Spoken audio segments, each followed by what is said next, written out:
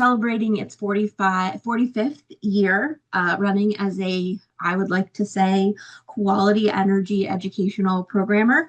And over those 45 years, a few of us have been around for a little while, but not quite 45 years. There's a few folks at Need who've been around for all 45, but I won't tell you who those people are because then that will also show their age.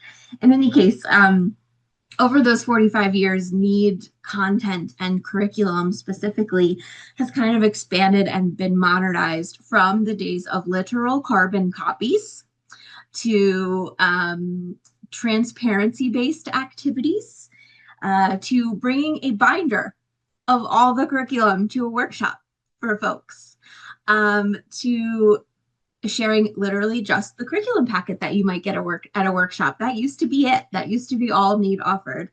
And then there was even times not too long ago that we would share our content via disk.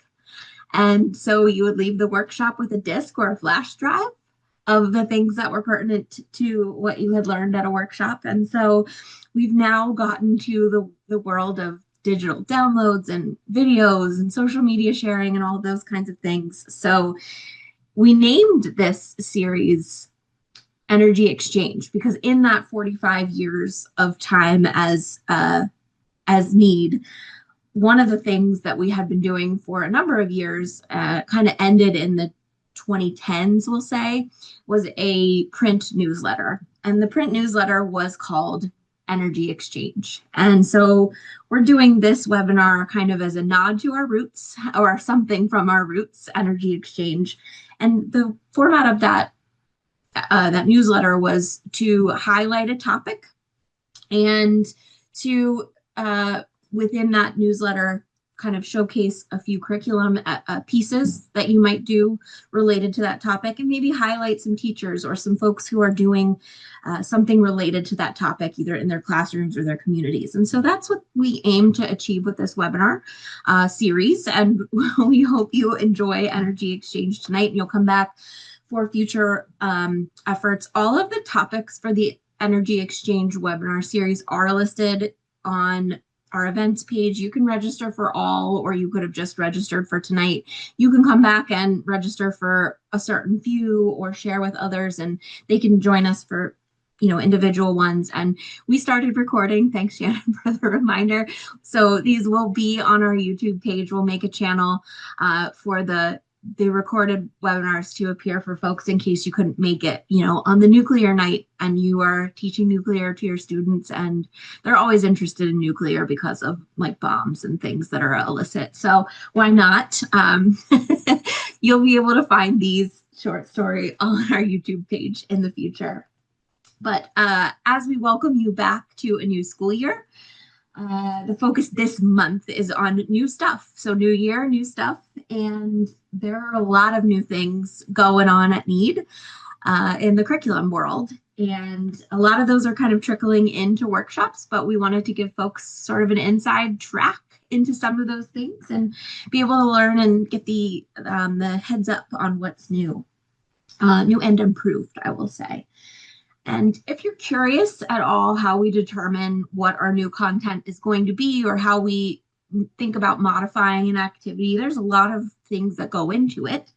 But a lot of times it's kind of based upon the fun that we've had in the past year and who we've been having that fun with in workshop settings, in student settings, and with partners that, are doing interesting work in the communities that you all are teaching and working in. And so this year we kept it very busy with workshops and with student events and with teachers events and conferences of all kinds. And so a lot of the things you're going to see were improved because of feedback from those kinds of events or from partners that we worked with that said, hey, I'd like to take a closer look at this or fine tune this piece. And we were able to also field test a lot of these pieces this summer with a lot of those students and teacher events. So let's talk a little bit about those first. And we're going to kind of trade off, and you'll see the folks in our curriculum team on the Zoom call.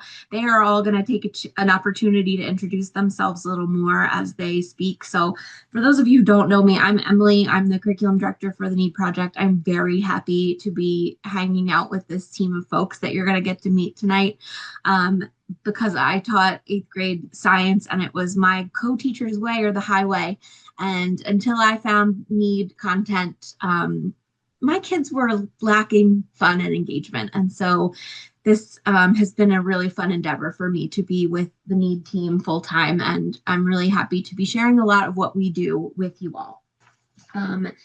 And one of the ways that I came to NEED was through one of the events I'm going to talk to you about, our national conference and things. We had a lot of workshops over the course of the year, and we sort of cap off our new year with some conferences and events, and these are teacher-based events. And so this summer was particularly busy with student and teacher events. I'm going to share some just on the screen while we do this, and we're just going to show you all a little slideshow.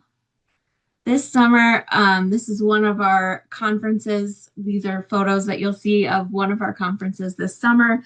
We hosted our National Energy Conference for Educators. This is an annual conference. A few of you in the room I know already know about this, but this summer we hosted 80 teachers from across the country in Louisville, Kentucky.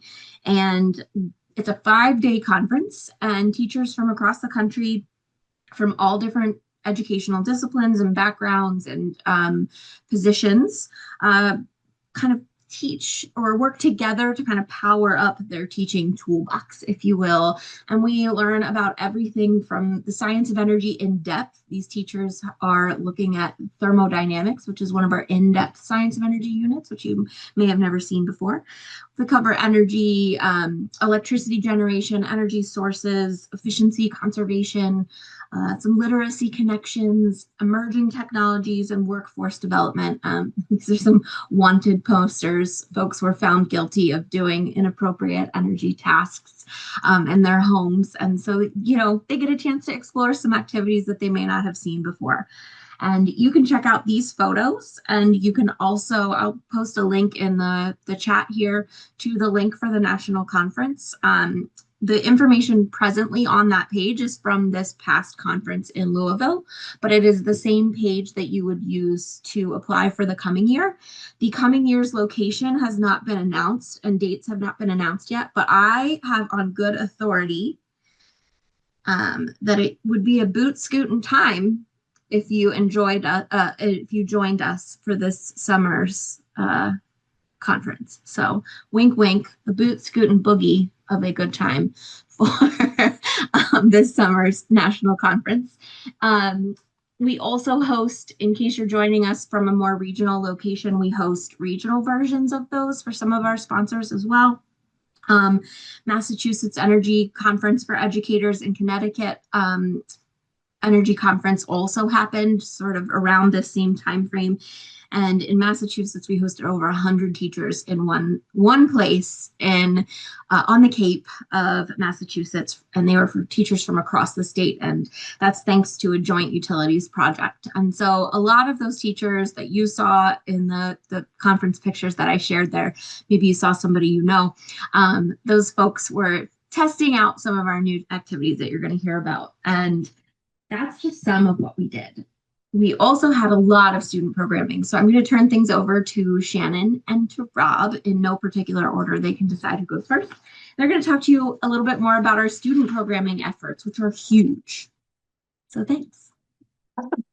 Rob, you want to go? Sure, I'll kick it off. Yeah, we did so much this summer. Let's talk about a couple of our more student-facing programs.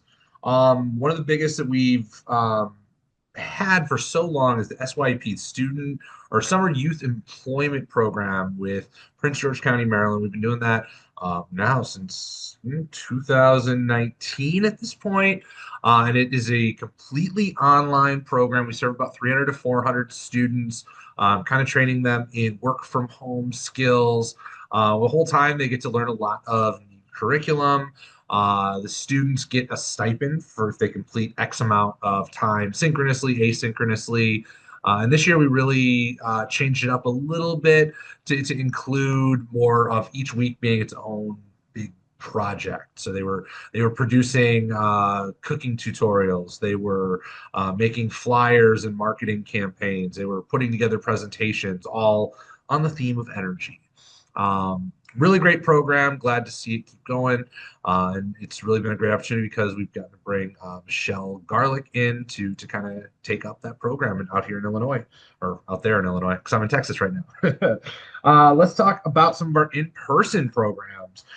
We for years now have had the STEM Academy, which had traditionally, historically focused on providing opportunities for young women in the STEM industry and the energy industry, opportunity to learn about the industry, to connect with professionals in that industry. And that program is still going strong. Years later, years into it, they have alumni that come back and tell how it was a way for them to learn a little bit hands-on, but also again make those early grounding connections that built a burgeoning career for them. The last 2 years, we've expanded the program to provide a similar but parallel opportunity for young men who are looking to work in the energy industry. So we had STEM Academy, which is all female. Now we have boys to STEM, boys to men, boys to STEM.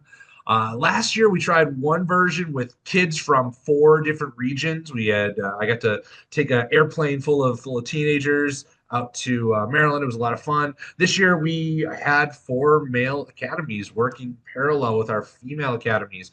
These students work through different challenges throughout the week, and it builds towards one big challenge. And this year, they really focus on taking a brownfield, an unused piece of area, a piece of space within their city, and they had the opportunity to present to Exelon employees, Exelon professionals, to learn from them and with them about how they could make that area a lot more useful to their community and how to connect it to the bigger grid and the bigger picture, and also make it a little more efficient, a little more effective. STEM academies were really great success. We had 4 weeks of those programs. We have some need staff who lived in a dorm room for all 4 weeks. My hat goes off to them. I got to be out there for 2 of the weeks with them. Uh, in addition to those programs, we also had the opportunity to bring back our EV challenge that we had tested previously with Luma and worked with Luma in Puerto Rico to build electric go-karts with students. This summer out in California with PG&E, we had some staff and some interns work to build an updated version of our electric go-kart or EV. So the students had some new instructions. We had an updated cart that was very successful. No breakdowns. Everything worked beautifully. It was a great race day. And the kids had the opportunity to not only learn about a little engineering and about working together and, about driving in circles real fast, but they had the opportunity to get some OSHA training, to get some other licensing and such with PG&E out there in California. Um, those are some of our big student events. I'm going to hand it off to Shannon to share some of our other student events. Thanks, Rob. Hi, everybody. I'm Shannon Donovan. I come to you from the little tiny state of Rhode Island, where I first learned about NEED my second year of teaching in Scituate. And I've been involved ever since, and recently I got to come on board full time, and I'm super excited to be part of this amazing team. So that first year that I got involved, we submitted a project to the Youth Awards program, and I was able to take a student to Washington, D.C. And let me just bring up some slides here that I made for you. Hopefully you can see those. Come on, computer. Are you seeing my slides? Excellent. So the Youth Awards Program for Energy Achievement invites students from all over the world and their teachers to submit documentation of the fabulous work that they are doing related to energy education using some resources from NEED. And students that submit a signature project are invited to the Youth Awards program that we have at the end of June in Washington, D.C. every year. And students come and we get to celebrate each other. We get to meet people from all over the country and beyond at this point. We had a couple of international schools join us this year. We do an energy challenge. We actually did 4 energy challenges for different age groups. Students had an opportunity to tour the Capitol and meet lots of people that are like-minded and meet with some other students who are involved in leadership roles. This event is completely student-led. And so after a student has come to Youth Awards once and seen the lay of the land, some of them raise their hand to say, you know, I might be interested in helping to make this event happen in the future. And so we have this pipeline of leadership development thanks to Youth Awards. It's a tremendous opportunity, and this year we had a chance to celebrate the 45th year and Mary Sproul's 35th year of involvement in need. So that is kind of a carrot that a lot of need teachers use to inspire involvement and promote leadership development in their schools. So I encourage you to take a look at that. A big project that I've been really thrilled to be a part of this past year since coming on board full-time with Need is the Constellation Youth Energy Summit. And the commitment the Constellation has made towards this program is tremendous. And so this was the 3rd year of the summit. After the 1st year, they were so excited with what we were able to do together for the students involved, they decided to create a level 2 program. And so a year ago, they brought back a new cohort of students, but also the 2nd year participants.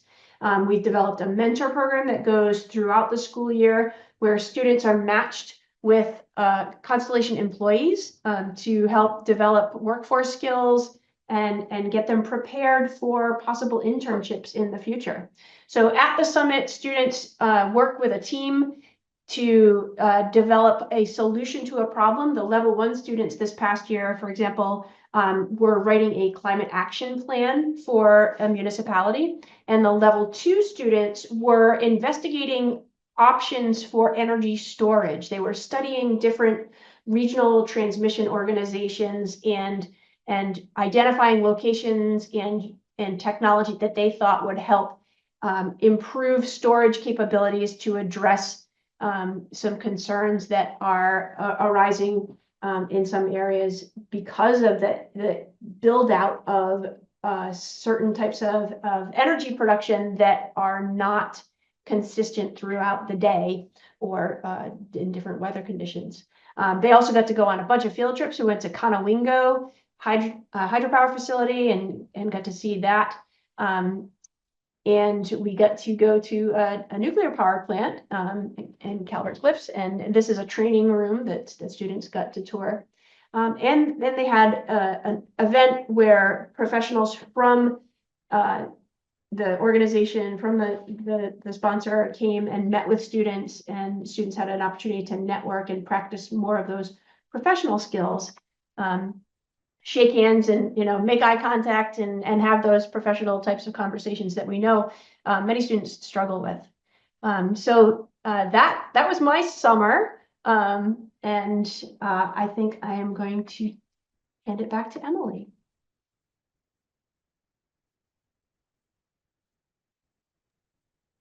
That was awesome. And what you might have seen is that a lot of those activities and events that were covered by students and teachers were kind of instrumental in testing out some of our new materials. So first thing I want to remind folks as we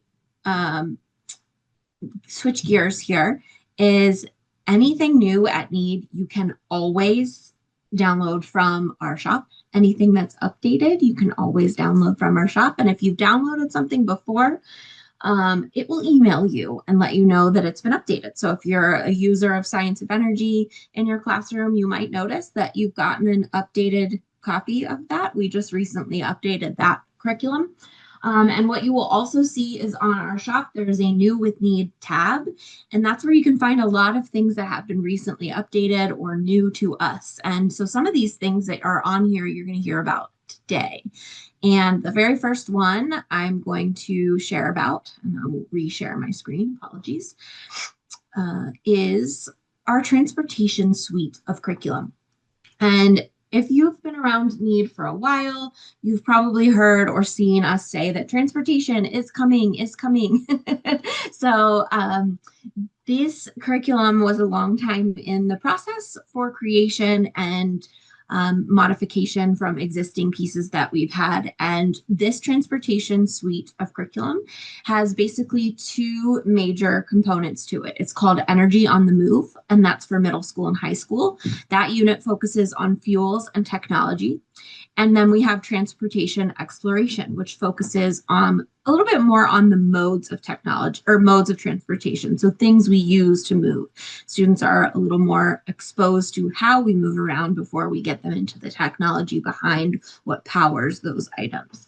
And then we also, if you've been around for a while, some of the very first pieces at Need were some of these supplementary pieces that we had for many years called Transportation Fuels Live, which has been renamed, but that is basically, if you are familiar with our Energy Live songs, this is transportation fuels songs that students would use the framework of a folk tune about a transportation fuel or technology, and they would modify it and perform it to showcase what they've learned. It's a very cute activity. We also have transportation fuels debate, which is like our great energy debate, but about transportation fuels, and trying to champion one fuel is sometimes a challenge when you have to meet a lot of needs for a society at large. And then also transportation fuels Enigma. So a way to introduce transportation fuels to your students in gamified format, sort of releasing information in very metered amounts to your classmates, trying to confuse them while also kind of determine what their energy source might be. So this is our transportation suite. I would encourage you to check that out. I am going to just flip-flop and share all over the place here in a second. I want to showcase to you my favorite activities from our transportation suite. This one is called Pipeline Push. And this is a new activity. And if you are with us in any of our summer endeavors, you probably tested Pipeline Push. And this activity is kind of new. There's not a lot of activities out there to showcase pipelines, and pipelines are one of the safest mode of transportation in the country. You may not know that. That's an interesting factoid.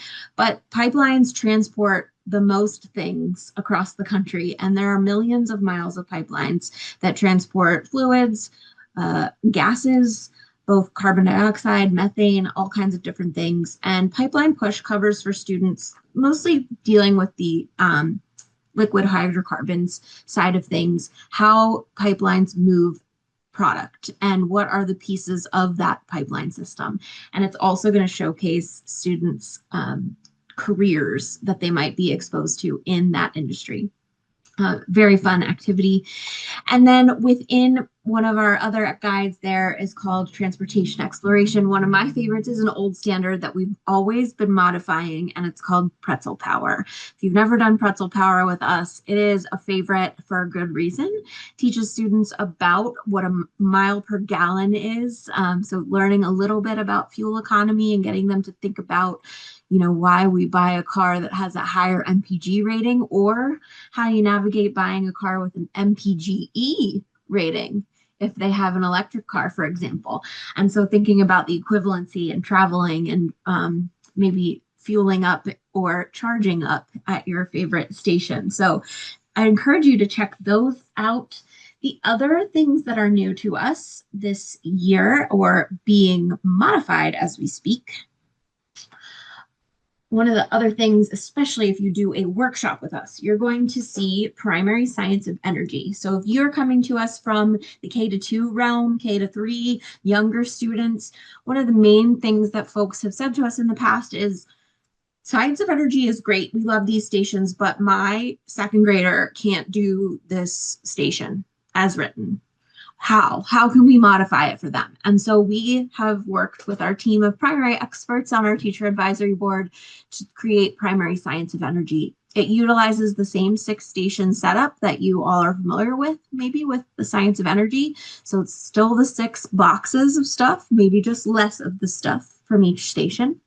And if you get a Science of Energy kit in the future, it will come automatically in your box with the other 3 levels. And it's going to focus on the stations as more of a demonstration-based effort rather than students interacting with the activity themselves. But it's also going to center around some language arts and phonics and pronunciation of terms and terminology as students are kind of building their science skills simultaneously. So it's a really great unit. I really encourage you to check this out, especially if you have some folks who are learning the English language. It might be a great way to kind of sidle up against what they're doing with the rest of your classmates. And finally, be on the lookout. If you use solar in your classrooms, I encourage you to keep your eyes peeled. Solar is having an overhaul, and all 4 levels have had some changes made and some new things added, even into the kit boxes. We are in the process right now of updating our oil and natural gas unit and the kit that goes along with that, as well as updating our nuclear curriculum. And the curriculum that we are creating for nuclear will also have a kit. This is a new thing. We've not had a nuclear kit before, so we will be unveiling that, maybe shining a bright light on it, a bright blue light, if you know anything about nuclear. And then we are also modifying our climate unit. Climate data is always changing, and there actually is a thing to be discussed with the climate, whether you can still find data about it online after today. Who knows? You can't be sure. So we are updating our climate science unit and creating some new activities there.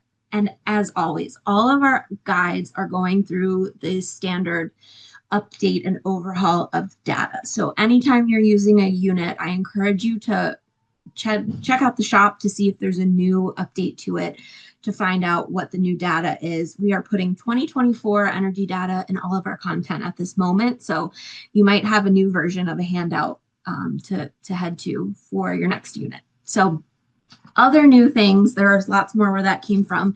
I'm going to shift gears and hand things over to Cindy to talk about one of our new pieces that you'll find in our curriculum packet. Hey everybody, if I can get my screen sharing. I'm Cindy Welchko. I am from Detroit, Michigan, and I have been with Need for 21 years. I give my screen a second. It seems to be a little slow. I was actually one of the people who wrote Energy Exchange in the beginning. Maybe not in the beginning, but in the middle. I was one of the authors of Energy Exchange. So it's interesting to come full circle here now and be here with you doing Energy Exchange again. I enjoy traveling, reading, doing puzzles. I have a very cute but lazy coworker. And enough about me. Let's share what you're here to hear about. And that is a new book called Energy Source Data.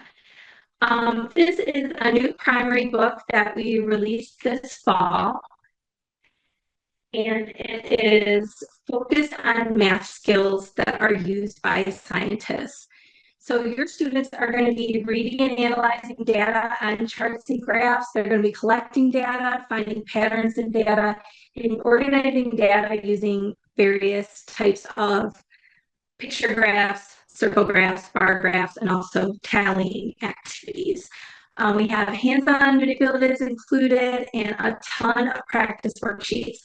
And what is so fun about these practice worksheets is that they include our energy source sidekicks, and I'm going to show you some samples. They're just really super cute.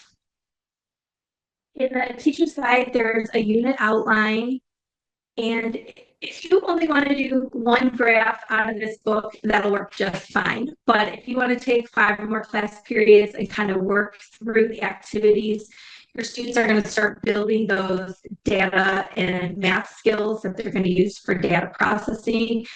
I want you to take a look on the right-hand side where it says skills, and you can see some of the things that we'll be working on. So tallying, sorting, counting, constructing your data chart, analyzing data, finding patterns, drawing conclusions, comparing data to determine if you're more equal, et cetera, et cetera. Some of the activities, they're going to be constructing a data chart and using patterns to interpret their data. And so what we have is 100 little sidekick manipulatives. So for example, there might be like 38 of the petroleums out of 100 because 38% of our energy use comes from petroleum, that kind of thing. You can cut these apart, and then we have different instructions in the teacher guide depending on how you want to do this. Your students can go one by one and tally them on a special tally chart, or they can sort into groups and count them, and that's a separate sheet. Either way, they're going to end up constructing a data chart, and they're going to represent their data using base 10 blocks and find a descending pattern to arrange our data from largest to smallest. And then we have a series of worksheets.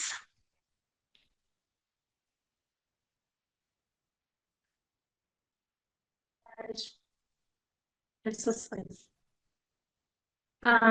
So in our series of worksheets, for some reason it's not changing for me. You want me to show your slides? I'm not showing it all. I can, well, yeah, we can see it, but it's not changing. Oh, now you got it changing. It's like stuck on there for me.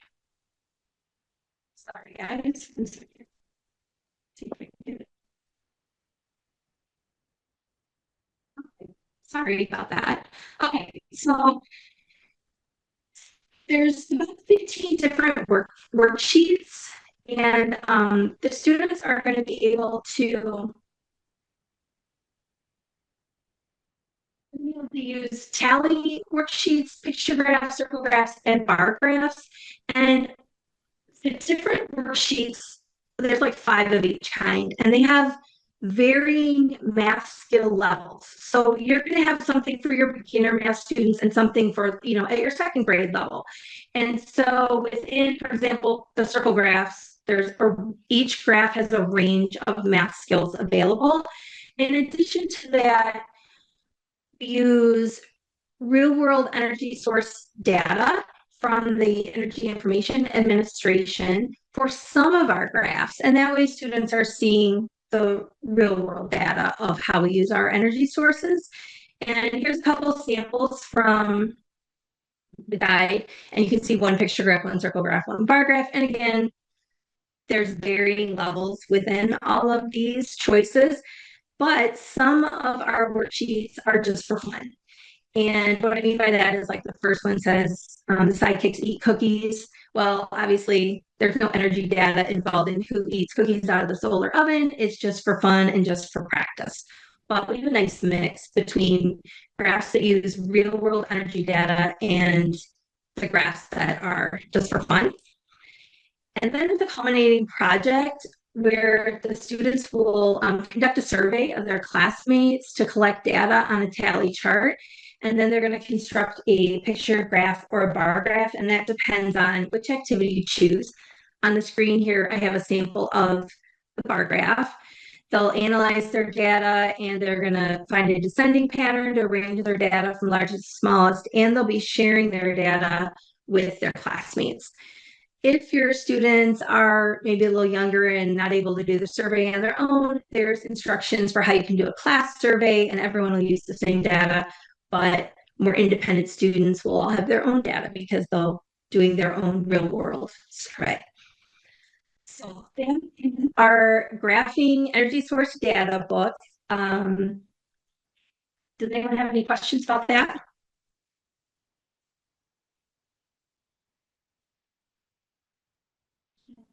Then I'll to Karen. Well, hello, my name is Karen Terrell. I've been working with NEED for 14 years, and I'm going to go through a new-ish activity called Energy Career Enigma. I cannot click and read and talk all at the same time. It's one of those walking and chewing gum kinds of things. Okay, Energy Career Enigma. If you're familiar with our activity called Energy Enigma, you're going to see a lot of similarities here. But this is about careers in the energy field, and we kind of plussed it up a little bit by giving you some choices. So first of all, what's the same? Well, your gameplay is going to stay the same. You still have up to 10 teams. You're still going to be looking at clues. You're still going to be trying to guess the other team's careers. You're still filling in data sheets and analyzing information that way. You're still displaying those clues through a spreadsheet. So all of that, the actual functioning of the game is the same. And the curriculum guide is going to come with 10 energy careers already set to go. So if you want something that's fast, cheap, and easy, like, so many of us do these days, then you can just open that book, make your copies, and play, and you're good to go. However, if you want to switch it up a little bit, and maybe your students have some interest in certain kinds of careers, or there is a refinery near you, or there is a big solar farm near you, or a nuclear power plant, or whatever. Maybe you have some careers that are relevant to your community. Well, then you can choose careers using the spreadsheet, and you can then print those student handouts from the machine. You can print those student handouts from the spreadsheet, which I was trying to show you, but my computer was being a jerk. So anyway, when you open the spreadsheet, this is what you're going to see. The first tab has all these instructions on it. These instructions are also in the book, so you're going to get them both places. Got some tips here for success, ways to use the spreadsheet. And if you look down here, you're going to see that these tabs are all the same up until this X tab. And in the past, we've told you don't touch the X tab. Well, now you have permission to touch the X tab, okay? The X tab is where we had all the data that would populate. So when you're playing Energy Enigma and you get the input from your kids, you would come onto this page and you would select the different clues that they wanted to show, right? And you would just kind of whatever they wanted to do. And then when you get to round one, you would then reveal those clues and they would pop up. Same happens here, but if you click on the X tab, you're going to see right across the top of these columns, there are some drop-down menus where you can choose the 10 careers you want to work with. Okay, so I don't know, let's say geologist and maybe a roughneck and some other, since I went petroleum by accident, let's just keep going there, refinery operator. Okay, and so then when you come back, when you go to these other pages, for example, a student info sheet, you will see that we have already populated with different, well, they didn't all change, different careers. And the clues for each career has populated. So these are all formatted and all set up. You're just going to go up here to the print. You're going to print the page. It's going to be paginated correctly. They're going to come out the way they need to. Your kids are still going to use these to select the clues. It's just on this X tab over in the don't go there zone, past column K here, you'll see here is our list of careers and our clues. This is the part you don't want to touch. So once you've chosen your 10th career for your game, you don't want to go past that. If you accidentally type in one of those cells, you're going to end up having the wrong information show up on your pages. So your student info sheet will populate, so you can print that so the kids can fill in the data sheets. Your team clues will populate, so your kids can choose the clues that you're going to display to the rest of the group. Your scorecard here, now this is the only difference. It doesn't populate completely. You're going to have to order your careers in alphabetical order and then come in here and choose them. And then the answers will pop up here and you can go ahead and write that down. So it's there, all these instructions are written out on that first tab, like I showed you. Well, there we go. On this first tab here, it's all written out here, so you know how to operate everything, and we're good to go there. So are you confused? I don't know that I don't think it's gonna be that difficult once you get the hang of it. Like, you just need to play around with it. So that QR code is going to take you straight to the Energy Career Enigma page, so you can download that and look at it. If you get stuck, please feel free to email me, and we can walk you through it. We're going to have some time for questions and answers at the end of the webinar, so that if you want me to demonstrate something or show you how something works on a spreadsheet, I'm happy to do it. But the only difference is you're just using the spreadsheet to print pages instead of the book if you go with a different list of careers. If you want the fast, cheap, and easy way, just use what's in the book. You don't have to worry about it. All right. I am going to hand it back to Cindy, who is going to walk you through some of our 45th anniversary stuff.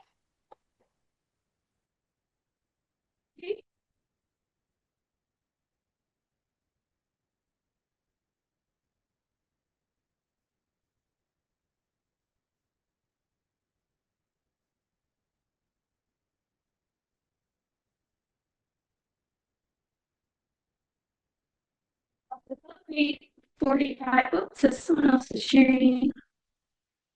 I'm not being a speed. Okay, celebrate 45 years of providing quality energy education. The curriculum team wrote an article to highlight 45 awesome activities. And can you guys see them? Let me screen because I can't see them.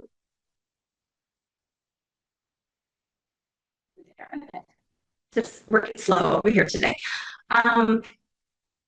So we wrote an article and it is on our website, and I will throw the link to the article in the chat when I'm done talking. But basically, we wanted to highlight some of the curriculum team favorites, the oldies but goodies, and some hidden gems that you might not remember from 45 years. We're highlighting a wide variety of neat activities across all the grade levels, and for fun, we grouped them into 9 categories like kids teaching kids and groovy games and food fun. And the great thing is it's there as a PDF that you can download, print out for reference, but it's also, if you're reading it on the web, you have easy links to anything you're reading about, and you can download them for free right from there. So nice and easy. I want to highlight probably one of these most favorite books, which is our Energy Games and Icebreakers, because we have a new look this year. And we have now rearranged the activities in the book so that they are in categories by icebreakers, interest grabbers, and content reinforcement, or energy focused fun and games. It's going to make it a lot easier for you to find what you want to use in your classroom, and it looks fantastic. We also added a new activity called Energy Source Connections. And if that sounds kind of familiar, that's because it's identical to one of the favorites, Electric Connections, which is also in Energy Icebreakers. It's for grades 5 to 12. And I have to tell you, it's also fun to use with adults at like parties. Trust me on that one. And it's basically going to be the same as the Electric Connections, but now you are ranking the 10 sources of energy by the amount that we consume them in the United States. So it's a fantastic standalone activity that you can use or use it as part of your energy unit. The brand new Energy Games and Icebreakers is available in the shop right now. You can run and get it. And then I also wanted to highlight our energy info book activities books, which is a mouthful. We have these at all 4 levels to correspond with the energy info book at all 4 levels. And so these are basically your worksheets that go along with the informational text that the students are reading. There's graphic organizers, fill in the blank vocabulary worksheets, labeling models, graphing, there's fun puzzles, And there are just a ton of creative ways for your students to show you their learning. If you have not taken a look at these books anytime recently, I would suggest that you do if you use the energy info books. It's something that your students reference because you're likely to find something here that will work for your classroom. Some of the worksheets are available on our website digitally as little games or fill-in fields, mostly like the vocabulary ones. And you can find that under the student section in the games, puzzles, and activities. And so that's also available right now to download from the shop. And I just want to show you a couple examples. Here's a primary example on this page called Forms of Energy Detective, where they go around the room and they look for the different forms of energy. And then here's 3 more of my favorites from the different books. I mean, who doesn't love drawing their own energy source superhero? So thanks a lot. I hope you guys enjoyed seeing some of our favorites. And I can't encourage you enough to grab that article off the website, 45 activities, because there's so much there that you don't remember that we had. So thanks a lot.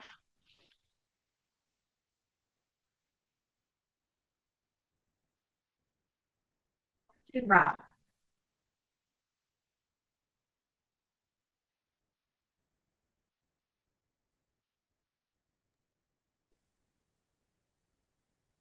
Rob, I think you're up.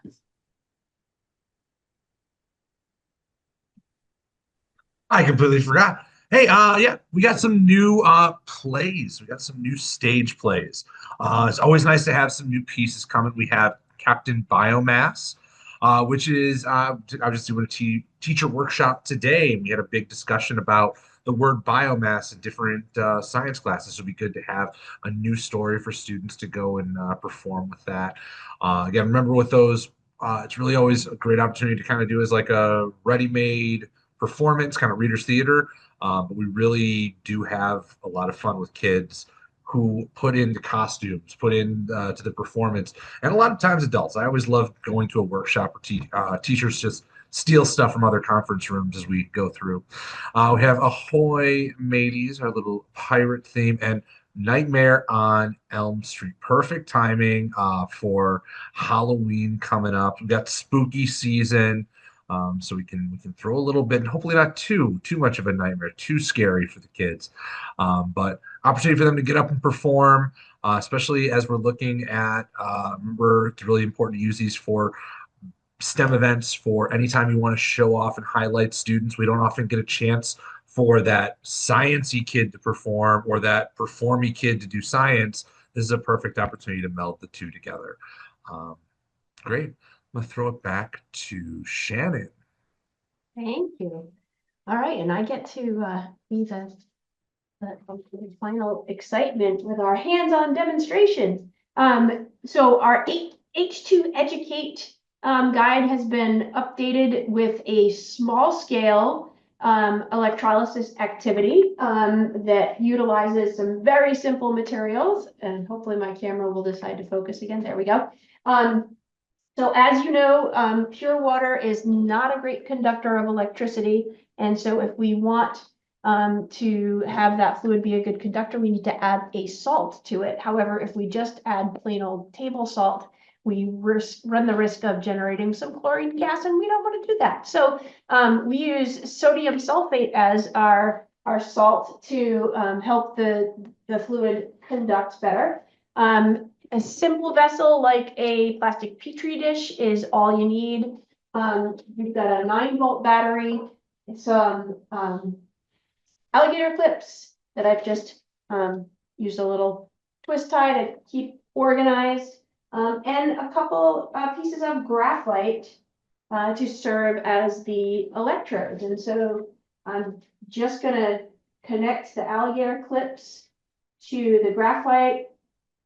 And I'm just gonna add a little tiny piece of masking tape here so it doesn't move on me. Because I don't want to make a short circuit and have my 2 electrodes touch each other when they're in there. So I get those in position. I'm gonna put my sodium sulfate into the dish. Now, we would ask the students to make a prediction about which electrode do they think we're going to get which component. Remember, we're separating water molecules into its components, making hydrogen gas and oxygen, and let's see what happens.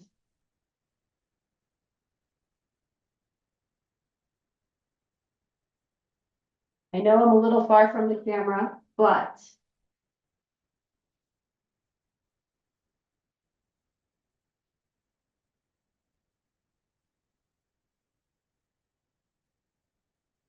you can see bubbles from there, but bubbles are forming. And they're forming a lot more on this side. It's very obvious very quickly which electrode has more gas being generated. And so if you have them tell you what the ratio of oxygen and hydrogen are to each other in that molecule, the students can very quickly tell you which electrode is generating which. And I'm going to throw it back to Emily. Actually, I'm going to throw it back to Karen, but before I do that, I am going to say thank you all for joining us. We have a lot on the plate, or the sort of docket for releasing new content, and we're always looking for ideas and ways to make things better. So if you are using things that are new, if you're using things that are super old, do us a favor, and if you have one of those surveys come your way from our office, take the survey and tell us what we could do to improve. If you're going to a workshop and you notice something that you'd fix, write it on the page, hand it back to us, or shoot us an email anytime at info@need.org for any fixes or questions and comments that you have about curriculum. We're always looking for ways to make it better, and we're always looking for folks to join our teacher advisory board because they're sharing these kinds of pieces of feedback with us. So thank you so much for joining us for our webinar, and I am turning it over to Karen.